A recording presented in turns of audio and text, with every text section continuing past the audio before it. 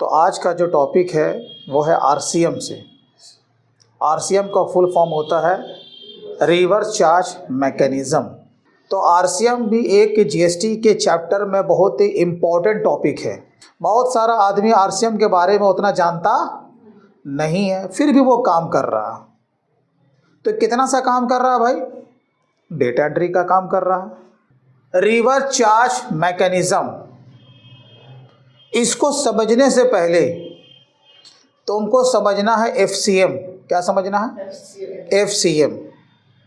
अभी तक जो तुमने पढ़ाई किया है, सामने वाला डीलर वो तुमसे क्या ले रहा था? जीएसटी ले रहा था। तो कैसे ले रहा था?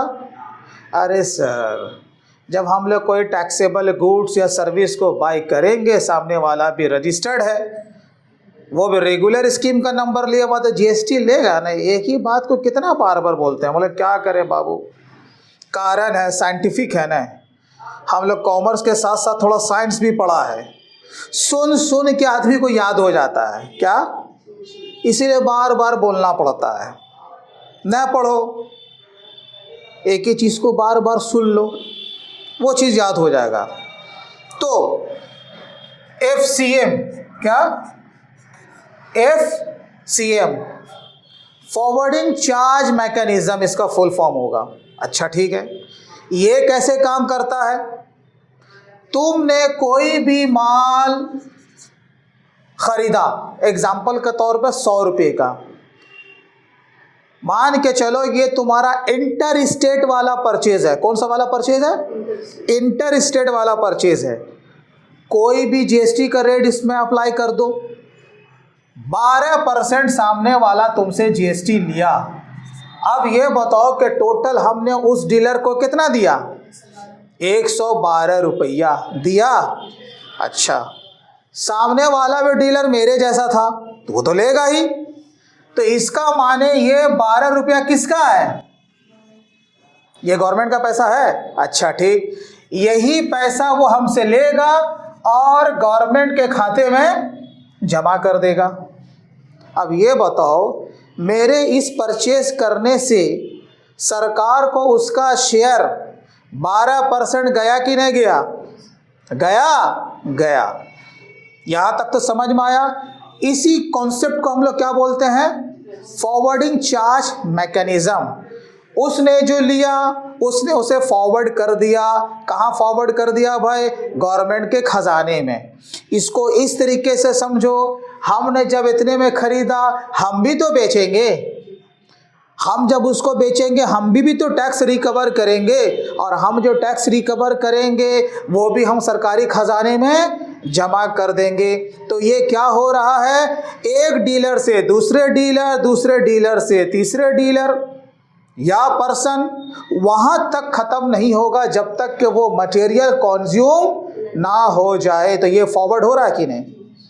तो जितना बार वो ट्रांजैक्शन गुजर रहा है, उतना बार हर डीलर एक दूसरे से टैक्स रिकवर कर रहा है। तो हर बार गवर्नमेंट को 12% जा रहा है कि नहीं जा रहा?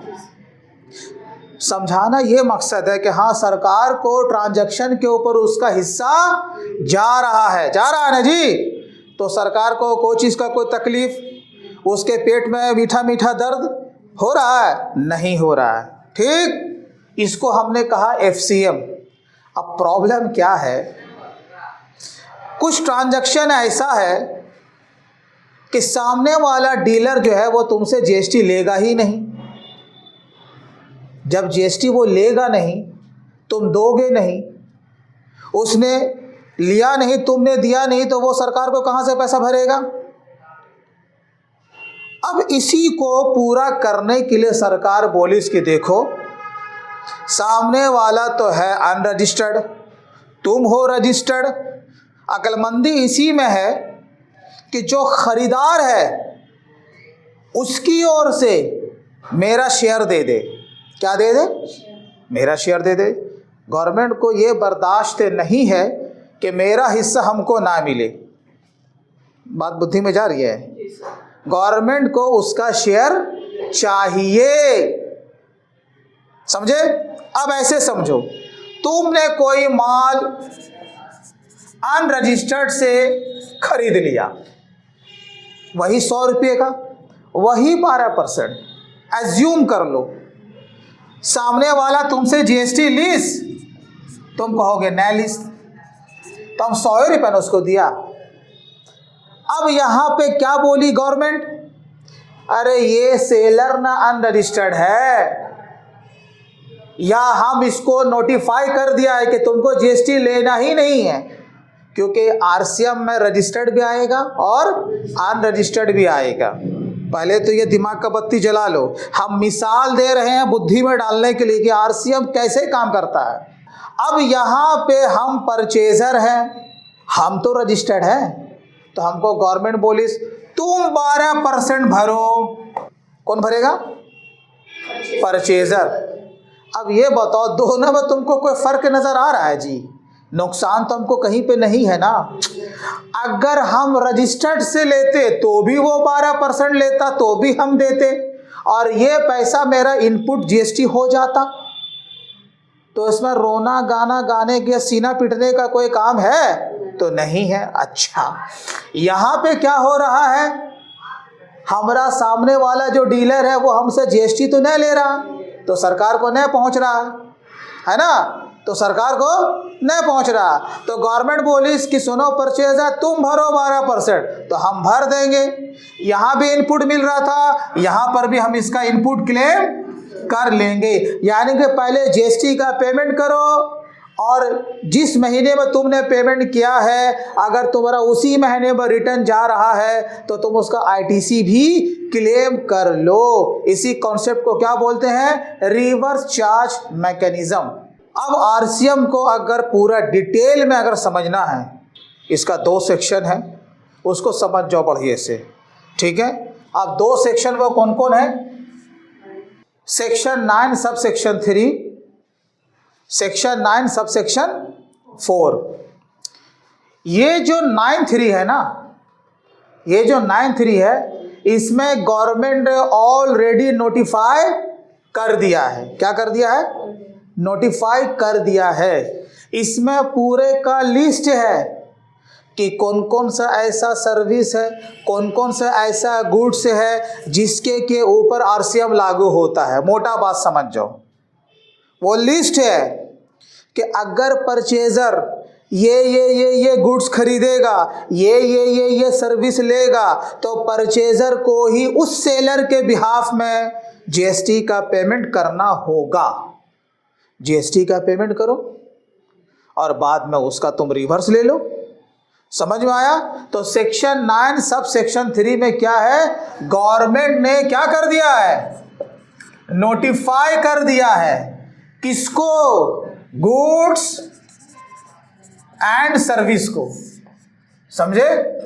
अब इसमें कौन आता है?